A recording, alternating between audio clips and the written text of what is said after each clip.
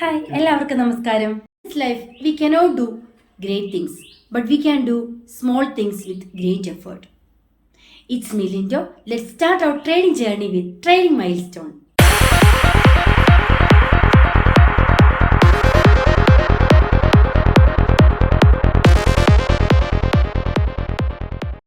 Trading സൈക്കോളജിയാണ് നമ്മൾ പറഞ്ഞുകൊണ്ടിരിക്കുന്നത് അല്ലേ. അപ്പോൾ കഴിഞ്ഞ ദിവസം ഞാൻ പറഞ്ഞു റിസ്ക് മാനേജ്മെൻറ്റിനെ കുറിച്ച് തന്നെ ഒരു വീഡിയോ ചെയ്യാമെന്ന് ഞാൻ പറഞ്ഞിരുന്നു. ഇന്ന് നമ്മളിവിടെ പറയാൻ പോകുന്നത് risk management in trading. After all എല്ലാവരും ശ്രദ്ധിക്കേണ്ട പ്രധാനപ്പെട്ട ഒരു കാര്യം എന്ന് പറയുന്നത് നമ്മുടെ ക്യാപിറ്റൽ പ്രൊട്ടക്റ്റ് ചെയ്യുക എന്നുള്ളതാണല്ലോ. നമ്മുടെ ക്യാപിറ്റൽ അതേപടി നിലനിർത്തിക്കൊണ്ട് വേണം പ്രോഫിറ്റ് ഉണ്ടാക്കാനായിട്ട്. അതാണല്ലോ നമ്മുടെ എല്ലാവരുടെയും ഒരു ആഗ്രഹം എന്ന് പറയുന്നതും ആഫ്റ്റർ ഓൾ ഇതിൻ്റെയൊക്കെ ലക്ഷ്യം എന്ന് പറയുന്നതും. അങ്ങനെ വരുമ്പോൾ നമുക്ക് തീർച്ചയായിട്ടും ഒരു റിസ്ക് മാനേജ്മെന്റ് പ്ലാൻ ഉണ്ടായിരിക്കേണ്ടത് അത്യാവശ്യമാണ്. ഫോർ എക്സാമ്പിൾ, ഇപ്പം നമ്മളൊരു ട്രേഡ് എടുക്കുന്നു, ഒരു നല്ലൊരു ട്രെൻഡ് ലൈൻ കിട്ടി, നമുക്ക് ആ ട്രെൻഡ് ലൈനിൽ ബ്രേക്ക് ഔട്ട് വന്നു, ഒരു നല്ലൊരു ബൈ ഓപ്ഷൻ നമ്മൾ എടുക്കുവാണ്. നമ്മൾ എത്ര സ്റ്റോപ്പ് ലോസ് വെക്കണം? അതായത് ഒരു 10 പോയിന്റ് നമുക്ക് എപ്പോഴും സ്റ്റോപ്പ് ലോസ് വെക്കാം. അതായത് എൻ്റെ റിസ്ക് എന്ന് പറയുന്നത് 1000 രൂപയാണല്ലോ. അതായത് 1% റൂൾ അനുസരിച്ച് 1 lakh ഇട്ട് ട്രേഡ് ചെയ്യുന്ന ഒരു വ്യക്തിയുടെ റിസ്ക് എന്ന് പറയുന്നത് 1000 രൂപയാണ്. അപ്പം നമ്മൾ സ്റ്റോപ്പ് ലോസ് എപ്പോഴും ഒരു 10 പോയിന്റിൽ വെക്കുക. ഇനി ചിന്തിക്കുക, ഈ 10 പോയിന്റിലെത്തി നമ്മുടെ സ്റ്റോപ്പ് ലോസ് വന്നു, നമുക്ക് 1000 രൂപ അവിടെ ലോസ് വന്നു. അപ്പം നമുക്ക് റിസ്ക് മാനേജ്മെന്റ് നമ്മുടെ കയ്യിൽ തന്നെയാണ് നിൽക്കുന്നത്. ബിക്കോസ് നമ്മൾ എത്രയാണോ ആഗ്രഹിച്ചത് ആ ഒരു എമൗണ്ടിൽ തന്നെ നമുക്കത് മാനേജ് ചെയ്യാനായിട്ട് സാധിച്ചു. ഈ ഇമോഷൻസ്, കഴിഞ്ഞ ക്ലാസ്സിൽ ഞാൻ പറഞ്ഞിരുന്നു ഇമോഷൻസിനെ കുറിച്ച്. സൈക്കോളജിയിൽ ഞാൻ പറഞ്ഞു നമ്മുടെ ഇമോഷൻസ് ട്രേഡിങ്ങിനെ വളരെ സാരമായിട്ട് ബാധിക്കുന്ന ഒരു മേഖലയാണെന്ന് ഞാൻ പറഞ്ഞു. ഇമോഷൻസ് എങ്ങനെയാണ് ട്രേഡിനെ അഫക്റ്റ് ചെയ്യുന്നത് നമുക്ക് നോക്കാം. അതായത് നമ്മളിപ്പോൾ ഒരു 100 ക്വാണ്ടിറ്റി ബൈ ചെയ്തു എന്ന് വിചാരിക്കുക. കോൾ ഓപ്ഷനിൽ നമ്മളൊരു 100 ക്വാണ്ടിറ്റി ബൈ ചെയ്തിരിക്കുന്നു. അങ്ങനെ വരുമ്പോൾ നമുക്ക് സ്റ്റോപ്പ് ലോസ് സ്വാഭാവികമായിട്ടും നമ്മൾ സെറ്റ് ചെയ്യുന്നു. 10 പോയിന്റ് നമ്മൾ സ്റ്റോപ്പ് ലോസ് സെറ്റ് ചെയ്യുന്നു. നമുക്ക് 1000 രൂപ ലോസ് വന്നു. നമ്മുടെ അനാലിസിസിന് വിപരീതമായിട്ട് ട്രേഡ് നമുക്ക് കിട്ടിയില്ല, 1000 രൂപ നമുക്ക് അവിടെ ലോസ് വന്നു. ഓക്കെ, അത് നമ്മൾ അവിടെ അഫോർഡ് ചെയ്തു. വീണ്ടും നമ്മൾ അടുത്ത ട്രേഡ് എടുക്കുന്നു. അവിടെയും നമുക്ക് ഈ സെയിം പ്രോബ്ലം സംഭവിക്കുന്നു. അവിടെയും നമുക്ക് 1000 രൂപ ലോസ് വരുന്നു. ഡെഫിനറ്റ് ആയിട്ട് നമ്മൾ വീണ്ടും ട്രേഡ് എടുക്കുമല്ലോ. മൂന്നാമത്തെ ട്രേഡിൽ നമുക്ക് ഈ സെയിം 1000 രൂപ ലോസ് വന്നു. അപ്പോൾ ടോട്ടൽ നമുക്ക് അന്നത്തെ ദിവസം ഒരു 3000 രൂപ ലോസ് വന്നെന്ന് വിചാരിച്ചു. സ്വാഭാവികമായിട്ടും ഇമോഷൻസ് കൺട്രോൾ ചെയ്യാൻ സാധിക്കാത്ത ഒരു വ്യക്തിയെ സംബന്ധിച്ചിടത്തോളം പിന്നെ അവൻ ചിന്തിക്കുന്നത്, ഈ 3000 രൂപ എനിക്ക് ലോസ് വന്നു, ഇത് ഞാൻ എങ്ങനെ കവർ ചെയ്യും? അതായത് അതുവരെ മിനിമം ഒരു ക്വാണ്ടിറ്റി അല്ലെങ്കിൽ ഒന്നോ അല്ലെങ്കിൽ 2 ലോട്ട് ട്രേഡ് എടുത്തുകൊണ്ടിരിക്കുന്ന ഒരു വ്യക്തി ഈ 3 ട്രേഡിൽ 3000 രൂപ ലോസ് സംഭവിച്ചത് മൂലം വീണ്ടും അവൻ 500 ക്വാണ്ടിറ്റി ബൈ ചെയ്യാനായിട്ട് ആഗ്രഹിക്കുന്നു. എന്താണ് അവിടെ സംഭവിക്കുന്നത്? ഇമോഷൻസിനാണ് അവിടെ മുൻഗണന കൊടുക്കുന്നത്. അനാലിസിസിനേക്കാളും മുൻഗണന ഇമോഷൻസിന് കൊടുത്തിട്ട് 500 ക്വാണ്ടിറ്റി അവിടെ ബൈ ചെയ്യുന്നു. അങ്ങനെ നമ്മുടെ എമൗണ്ട് വീണ്ടും ലോസിലേക്ക് പോകും. ഞാനതിന് നല്ലൊരു എക്സാമ്പിൾ പറയാം. അതായത് ഒരു ലോട്ട് അല്ലെങ്കിൽ 2 ലോട്ട് എടുക്കുന്ന ഒരു വ്യക്തിയാണെന്നിരിക്കട്ടെ. കറക്റ്റായിട്ടുള്ള കൃത്യമായ പ്ലാനിങ്ങോട് കൂടി ഒരു ലോട്ട് എടുക്കുന്ന ഒരു വ്യക്തി മാർക്കറ്റിൽ വന്നു. നമുക്ക് കൃത്യമായ ഒരു ബ്രേക്ക് ഔട്ട് വന്നു, ഒരു നല്ലൊരു ട്രെൻഡിൽ ഒരു ബ്രേക്ക് ഔട്ട് കിട്ടി. അവിടെ ഒരു കോൾ ഓപ്ഷൻ ബൈ ചെയ്യുന്നു. ഒരു ലോട്ടാണ് അവിടെ ബൈ ചെയ്തിരിക്കുന്നത്. അപ്പോൾ സ്വാഭാവികമായിട്ടും സ്റ്റോപ്പ് ലോസ് എന്ന് പറയുന്നത് 1000 രൂപ ആയിരിക്കുമല്ലോ. 1000 രൂപ സ്റ്റോപ്പ് ലോസ് സെറ്റ് ചെയ്യുന്നു. മൂന്നാമത്തെ ട്രേഡിൽ 3000 രൂപ ട്രേഡിൽ അവനൊരു ലോസ് സംഭവിക്കുന്നു. അപ്പോൾ ആദ്യം സംഭവിച്ച 2000-ന് പുറമെ 3000 രൂപ കൂടി നഷ്ടം വരുന്നു. അപ്പോൾ അത്രയും നേരം അവന് 5000 രൂപ ലോസിലേക്ക് വരുന്നു. പിന്നെ മനുഷ്യനെ നിയന്ത്രിക്കുന്ന ടെക്നിക്കൽ അനാലിസിസുകളോ സ്ട്രാറ്റജീസോ ഒന്നുമല്ല, അവൻ്റെ ഇമോഷൻസ് ആണ്. അവിടെ അവൻ്റെ ഇമോഷൻസ് ആൻഡ് ഈഗോ വർക്കൗട്ട് ആവുന്നു. പിന്നെ എന്താണ് സത്യത്തിൽ സംഭവിക്കുന്നത്? എൻ്റെ ലൈഫിൽ ഞാൻ സംഭവിച്ചിട്ടുള്ള ഒരു കാര്യം തന്നെയാണ് ഞാൻ പറയുന്നത്. പിന്നീട് ഓവർ ട്രേഡിനുള്ള ഒരു ടെൻഡൻസി വരുന്നു. അതായത് അനാലിസിസോട് കൂടി സ്വിംഗ് ട്രേഡ് ചെയ്തുകൊണ്ടിരുന്ന ഒരു വ്യക്തി പെട്ടെന്ന് തന്നെ സ്കാൽപ്പിങ്ങിലോട്ട് മാറുന്നു. എങ്ങനെ സ്കാൽപ്പ് ചെയ്ത് ഈ നഷ്ടം നികത്താം? നമുക്ക് സംഭവിച്ച 5000 രൂപ നഷ്ടം പിന്നെ എങ്ങനെ നികത്താമെന്നാണ്. ഞാനും ഇങ്ങനെ തന്നെയാണ് ചെയ്തത്. അങ്ങനെ നഷ്ടം നികത്തി സ്കാൽപ്പിങ്ങിലോട്ട് മാറുന്നു. ഒരു ഗ്രീൻ ക്യാൻഡിൽ കാണുന്നു, അവിടെ വീണ്ടും ബൈ ചെയ്യുന്നു. ആ ഒരു ക്യാൻഡിലോട് കൂടി ചിലപ്പോൾ ഒരു 1000 രൂപ ലോസ് നമുക്ക് കവർ ചെയ്യാൻ സാധിക്കുന്നു. സോ നമ്മളെന്ത് ചിന്തിക്കുന്നു? ഒരു ക്യാൻഡിലും കൂടെ വെയിറ്റ് ചെയ്യാം, അപ്പോൾ ഈ ലോസ് പൂർണ്ണമായിട്ടും കവർ ആകുമല്ലോ. നെക്സ്റ്റ് ക്യാൻഡിലോട്ട് മൂവ് ചെയ്യുന്നു. ആ ക്യാൻഡിൽ നമുക്ക് നഷ്ടത്തിലോട്ട് വരുന്നു. അപ്പോൾ വീണ്ടും മനസ്സിൻ്റെ ഒരു ചിന്തയാണ്, അടുത്ത ക്യാൻഡിൽ നോക്കാം. അങ്ങനെ നെക്സ്റ്റ് ക്യാൻഡിൽ വെയിറ്റ് ചെയ്യുന്നു. വീണ്ടും 5000 എന്നുള്ളത് 6000 ആകുന്നു, 7000 ആകുന്നു. അങ്ങനെ ലോസിൻ്റെ എമൗണ്ട് കൂടിക്കൊണ്ടേയിരിക്കുന്നു. അങ്ങനെ കൂടുന്ന ഒരു സാഹചര്യത്തിൽ നമുക്ക് അവിടെ ക്വിറ്റ് ചെയ്യാനായിട്ട് സാധിക്കുന്നില്ല. എന്തുകൊണ്ടാണ്? നമ്മുടെ മനസ്സിന്റെ ഈഗോ അവിടെ വർക്കൗട്ട് ആകുന്നു, ഓവർ ട്രേഡ് ചെയ്യുന്നു, ടെൻഷൻ വരുന്നു. അപ്പോൾ പിന്നെ നമ്മൾ അത് റിവഞ്ചായിട്ട് മാറുന്നു, അത് മാർക്കറ്റിനോടുള്ള ഒരു റിവഞ്ചായിട്ട് മാറുന്നു. അങ്ങനെ നമ്മുടെ എമൗണ്ട് പോയാലും നമ്മൾ വീണ്ടും ഫണ്ട് ആഡ് ചെയ്തിട്ട് അന്ന് തന്നെ ട്രേഡ് ചെയ്യാനായിട്ട് ശ്രമിക്കുന്നു. ഭീമമായ നഷ്ടം വരുത്തുന്ന എല്ലാ ട്രേഡേഴ്സും സംഭവിക്കുന്ന ഒരു പാളിച്ചയാണിതെന്ന് പറയുന്നത്. എനിക്കും ഇങ്ങനെ ഭീമമായ തുകകൾ നഷ്ടം വന്നിട്ടുണ്ട്.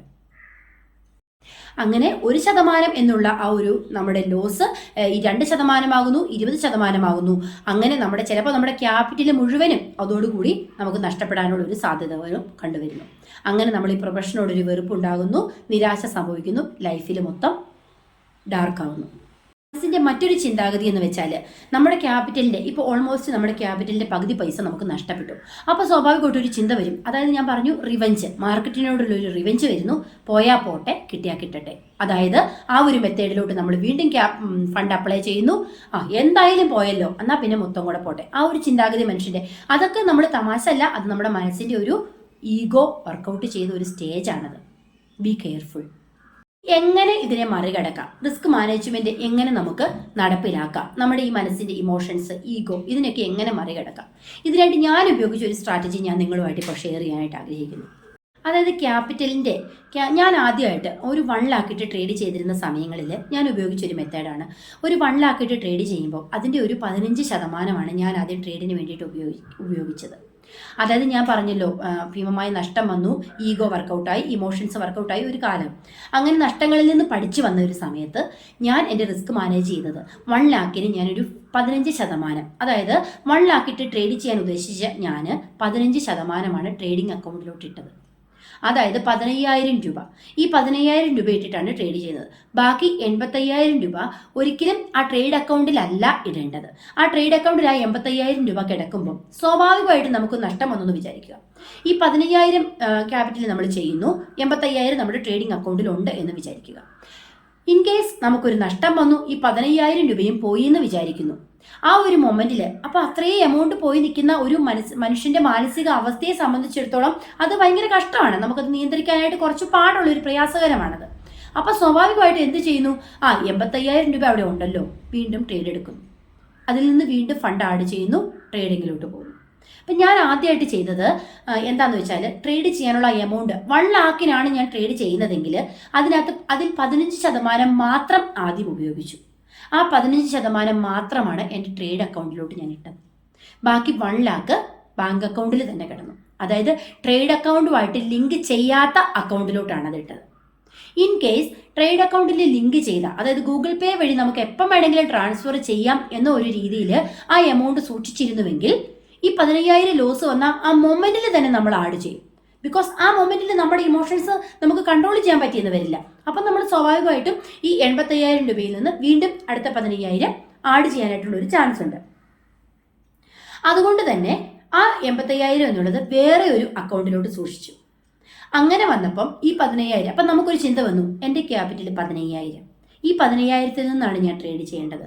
അപ്പോൾ അങ്ങനെ വരുമ്പം 1%, അതിൻ്റെ 1% ലോസ് എനിക്ക് അഫോർഡബിൾ ആണ്. 1000 രൂപ എനിക്ക് 2 ലോട്ട് എടുക്കാം. അപ്പോൾ അങ്ങനെ വരുമ്പോൾ 2,000 രൂപയാണ് എൻ്റെ ലോസ്.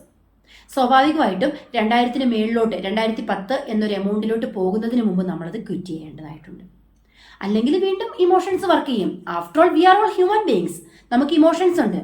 എല്ലാവരും പ്രോഫിറ്റിന് വേണ്ടിയിട്ടാണ് ട്രേഡ് ചെയ്യുന്നത്, ലാഭമാണ് എല്ലാവരും ആഗ്രഹിക്കുന്നത്. അതുകൊണ്ട് തന്നെ നഷ്ടത്തിലോട്ട് പോകുമ്പോൾ ഇമോഷൻസ് അവിടെ വർക്ക് ചെയ്യും. സോ നമ്മൾ ആ ഇമോഷൻസിനെ തടയുന്നതിന് പകരം നമ്മൾ സ്ട്രാറ്റജീസിൽ ഒരു ചേഞ്ച് വരുത്തുക. നമ്മൾ അത്ര എമൗണ്ട് അവിടെ സൂക്ഷിക്കാതിരിക്കുക. നമ്മൾ എടുക്കുന്ന ഒരു 15,000 ആ എമൗണ്ടിൽ നമ്മൾ ട്രേഡ് ചെയ്യാനായിട്ട് ശ്രദ്ധിക്കുക. ഓവറോൾ ക്യാപിറ്റലിൻ്റെ 10 അല്ലെങ്കിൽ 15% മാത്രം ഉപയോഗിച്ച് നമ്മൾ ട്രേഡ് ചെയ്യാനായിട്ട് ശ്രദ്ധിക്കുക. അതായത് 2 ലക്ഷം 2 lakh ആണ് എൻ്റെ ക്യാപിറ്റൽ എങ്കിൽ നമ്മൾ അതിൻ്റെ 10 അല്ലെങ്കിൽ 15% മാത്രം യൂസ് ചെയ്തിട്ട് ട്രേഡ് ചെയ്യുക. പിന്നെ നമ്മൾ ശ്രദ്ധിക്കാവുന്ന പ്രധാനപ്പെട്ട മറ്റൊരു കാര്യമാണ്, കിട്ടുന്ന ആ ഒരു പ്രോഫിറ്റ് സെയിം ഡേ തന്നെ വിഡ്രോ ചെയ്യാനായിട്ട് ശ്രമിക്കുക. അതായത് ഇപ്പം നമുക്ക് കിട്ടുന്ന പ്രോഫിറ്റിന് നമുക്കൊരു 5,000 രൂപ പ്രോഫിറ്റ് കിട്ടി. അപ്പം നമ്മുടെ ക്യാപിറ്റൽ ഫണ്ട് ഒരു 15 രൂപയെന്ന് വിചാരിക്കുക. 15,000 നമ്മൾ ചെയ്യുന്നതെങ്കിൽ 5,000 രൂപ നമുക്ക് പ്രോഫിറ്റ് കിട്ടി. സോ നമ്മുടെ ക്യാപിറ്റൽ 20,000 ആകുന്നു.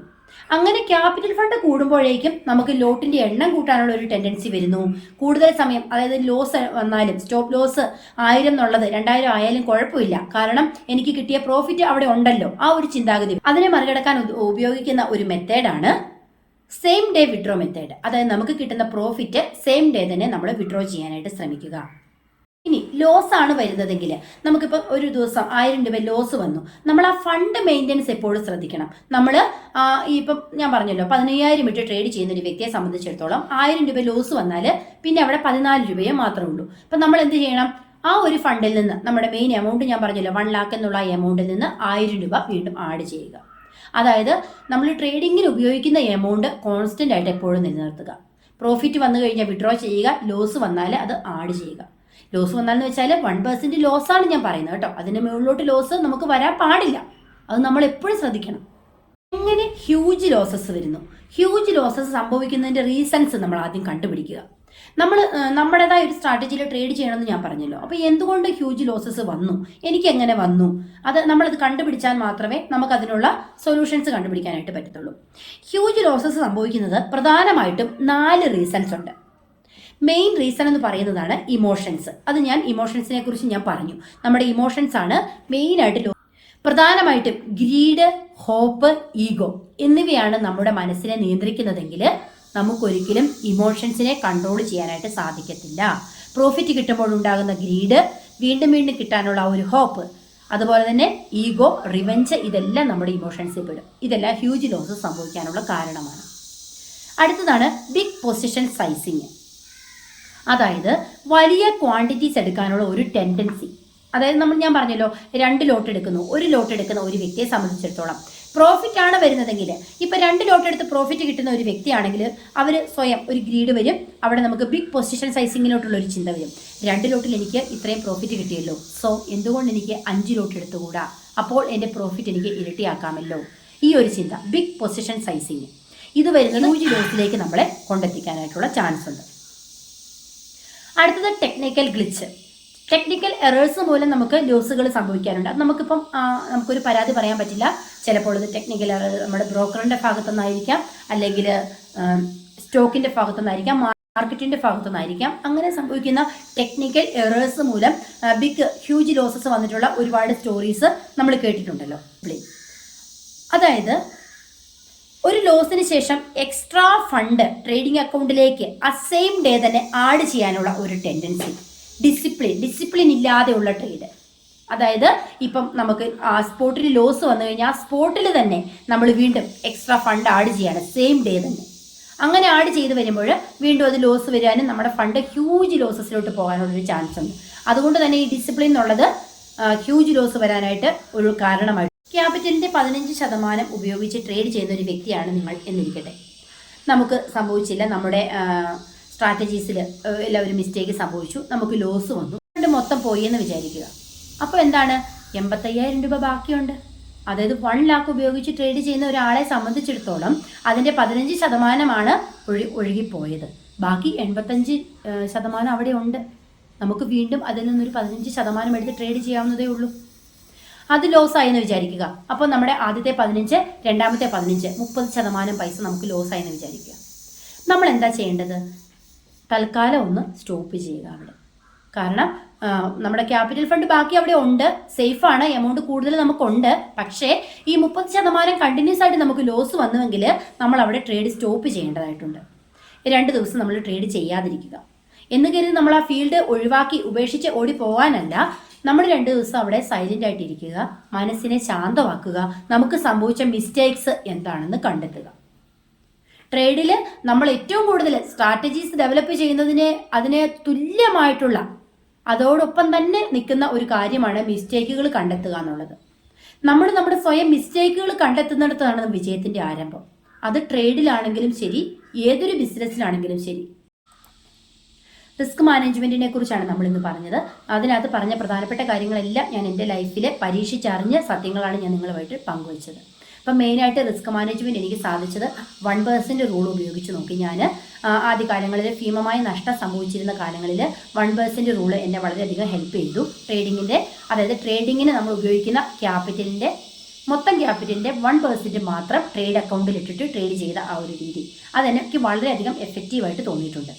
പിന്നെ ഉള്ളത് വിഡ്രോ മെത്തേഡ്, അതായത് നമുക്ക് കിട്ടുന്ന പ്രോഫിറ്റ് അന്നന്ന് തന്നെ വിഡ്രോ ചെയ്യുന്ന ഒരു രീതി എനിക്ക് വളരെ യൂസ്ഫുൾ ആയിട്ട് തോന്നിയിട്ടുള്ളതാണ്. ഇമോഷണൽ ട്രേഡുകളെ ഒഴിവാക്കി തുടങ്ങുമ്പോഴാണ് ട്രേഡിങ്ങിൽ ശരിക്കും നമുക്ക് വിജയം കിട്ടാൻ തുടങ്ങുന്നത്.